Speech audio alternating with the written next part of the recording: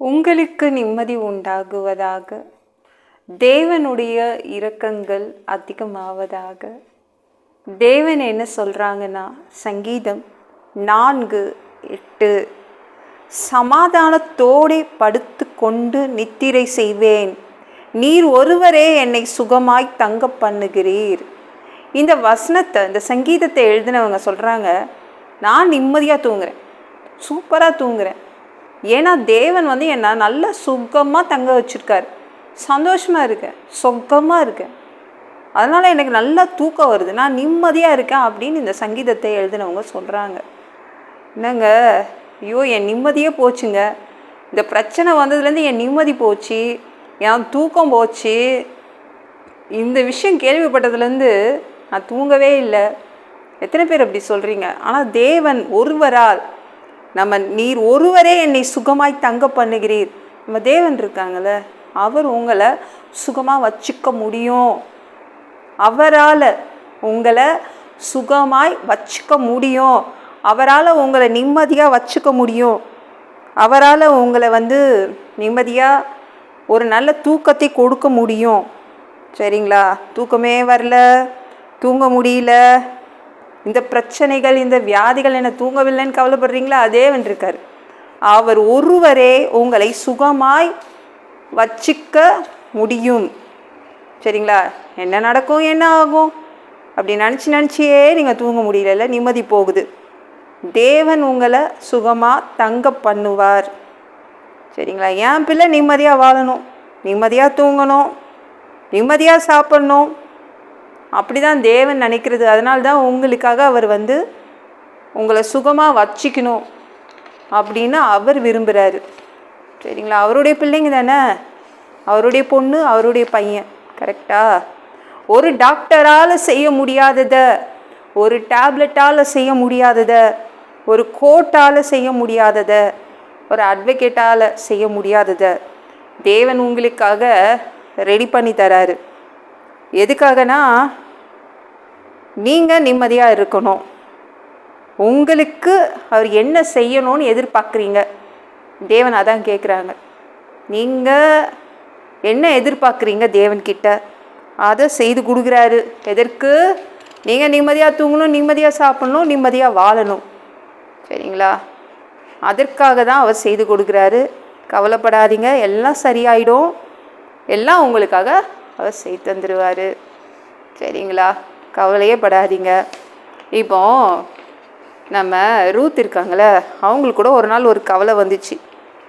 இந்த போவாஸ் என்ன கல்யாணம் பண்ணிப்பானுங்களா, இந்த போவாஸ் என்ன கல்யாணம் பண்ணிப்பாங்களா மாட்டாங்களா? நகோமி கிட்ட நான் போவாஸ் கிட்ட போய் சொல்லிட்டேன், நான் உங்களை கல்யாணம் பண்ணிப்பேன்னு சொல்லிட்டேன். ஆனால் போவாஸ் அதுக்கு டைம் கேட்குறாங்க, இந்த போவாஸ் என்ன கல்யாணம் பண்ணிப்பாங்களா அப்படின்னு அவள் அதை போய் சொல்கிறா, தன்னுடைய மாமியார்கிட்ட போய் சொல்கிறா. அந்த கல்யாணம் நடக்குமா அப்படின்னு ரூத்துக்கு ஒரு டவுட் வந்துருச்சு. உடனே நம்ம நகோமி சொல்கிறாங்க பாருங்களேன், ரூத்து 3:18, அப்பொழுது அவள், என் மகளே, இந்த காரியம் என்னமாய் முடியும் என்று நீ அறியும் மட்டும் பொறுத்திரு. அந்த மனுஷன் இன்றைக்கு இந்த காரியத்தை முடிக்கும் முன் இளைப்பாற மாட்டான். உன் கல்யாண வேலையாக தான், உன் கல்யாணம் உங்களுடைய கல்யாண வேலை முடிகிறது வரைக்கும் போவாஸ் தூங்க மாட்டான். அதனால் நீ ஜாலியாரு, நீ தூங்கு, உனக்காக போவாஸ் செயல்படுவான், உன் கல்யாணம் நடக்கும், அவன் தூங்க மாட்டான். உங்கள் கல்யாணத்தை முடிக்கிற வரைக்கும் போவாஸ் தூங்க மாட்டான். நகோமி சொன்ன ஆறுதல் இது. நானும் உங்களுக்கு அதான் சொல்கிறேன், தேவன் உங்கள் விஷயத்தை முடிக்கிற வரைக்கும் அவர் இலைப்படையாமல் வேலை செய்வார். உங்கள் விஷயத்தை முடிச்சு கொடுத்துருவார். ஏன்னா நீங்கள் தூங்கணும், நீங்கள் நிம்மதியாக இருக்கணும்னு. சரிங்களா? ஏதாவது ஒரு முடிவுக்காக காத்துட்ருக்கீங்களா? இது நடக்குமா, பயமாக இருக்கே, நல்லபடியாக நடக்கும். சரிங்களா? தேவன் உங்களுக்காக செயல்படுவார், அதனால் நல்லபடியாக நடக்கும். இந்த வீடியோ பிடிச்சிருந்துச்சுன்னா மற்றவங்களுக்கு ஷேர் பண்ண மறக்காதீங்க. கர்த்தர் தாமே உங்களை ஆசீர்வதிப்பாராக. ஜெபம் பண்ணலாமா? அன்பு பிதாவே, உங்கள் பிள்ளைங்க உங்கள் பாதத்தில் வந்திருக்காங்க. சாமி இரக்கம் செய்யுங்க அப்பா. உங்கள் பிள்ளைங்க நிம்மதியாக இருக்கணும். அவங்க சந்தோஷம் போச்சு, நிம்மதி போச்சுன்னு நினைக்கிறாங்க. அதெல்லாம் நீங்கள் திருப்பி கொடுத்துருவீங்க. உங்கள் பிள்ளைங்களுக்காக நீங்கள் செயல்படுவீங்க. உங்கள் பிள்ளைங்க நிம்மதியாக இருக்கணுன்னுக்காக நீங்கள் எல்லாமே செய்து கொடுத்துருவீங்க. சுகமாய் தங்கியிருக்க பண்ண போகிறீங்க. நன்றி. எல்லா பொல்லாத பிசாசுகள், ஏவல்கள், மந்திரங்கள், தற்கொலை ஆவிகள், பயத்தின் ஆவிகள், பலவீனப்படுத்துகின்ற ஆவிகள் எல்லாம் இயேசு என்ற பெயரினை கொண்டு துரத்துகிறேன். ஓடிப்போ. உங்கள் பிள்ளைங்களை இரத்த கோட்டைக்குள் மறைச்சிக்கோங்க. பரிசுத்த ஆவியால் நிரப்புங்க. ஞான ஸ்நானம் எடுக்கணும். ரட்சிப்பீராக பா.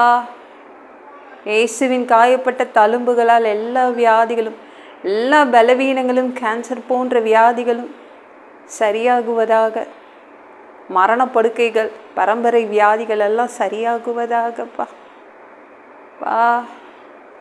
சாபங்கள், எல்லா சாபங்களும் நீங்கள் தயவு செய்து நீக்கி போடுங்கப்பா. முன்னோர்கள் செய்த பாவம் உங்கள் பிள்ளைங்களை தொடரக்கூடாதுப்பா.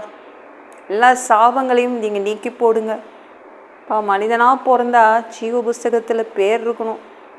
இல்லைனா அந்த மனிதனை பிடிச்சி நீங்கள் நரகத்தில் தள்ளிடுவீங்கப்பா.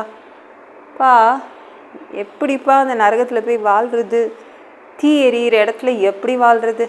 நாங்கள் பரலோகத்துக்கு வரதான் ஆசைப்படுறோம். எங்களை அடித்து உதச்சி துருத்தி அங்கேயே அனுப்பிடுங்கப்பா. கழுவப்படாத பாவங்கள் இருந்தால் அதை உங்கள் திரு ரத்தத்தை கொண்டு கழுவி எங்களை அங்கேயே அனுப்பிடுங்கப்பா. ப்ளீஸ்ப்பா, பரலோகத்துக்கே அனுப்பிடுங்க. சாமி உமக்கு நன்றி. எந்த ஒரு இமை பொழுது நீங்கள் வருவீங்கன்னு காத்துட்ருக்கோம்ப்பா. அந்த ஒரு இமை பொழுது சாமி உங்களுக்கு ஒப்பான ஒரு உடம்பு எங்களுக்கு கொடுக்கப்படும். அதை பெற்றுக்கொண்டு நாங்கள் மதிய வானத்தில் உங்களை சந்திக்க வருவோம். அந்த தருணத்தை நாங்கள் இழந்துடக்கூடாதுப்பா. ப்ளீஸ்ப்பா பா. பசுத்தமாக வச்சுக்கோங்க. பசுத்தமாக வாழ்கிறது ஒரு மனிதனால் கூடாதுப்பா. சாமி, அதற்கும் உங்கள் உதவி தான் தேவைப்படுது. 7 வருடம் அந்த அந்தி கிறிஸ்து ஆட்சியிலலாம் எங்களை விட்டுட்டு போயிடாதீங்கப்பா.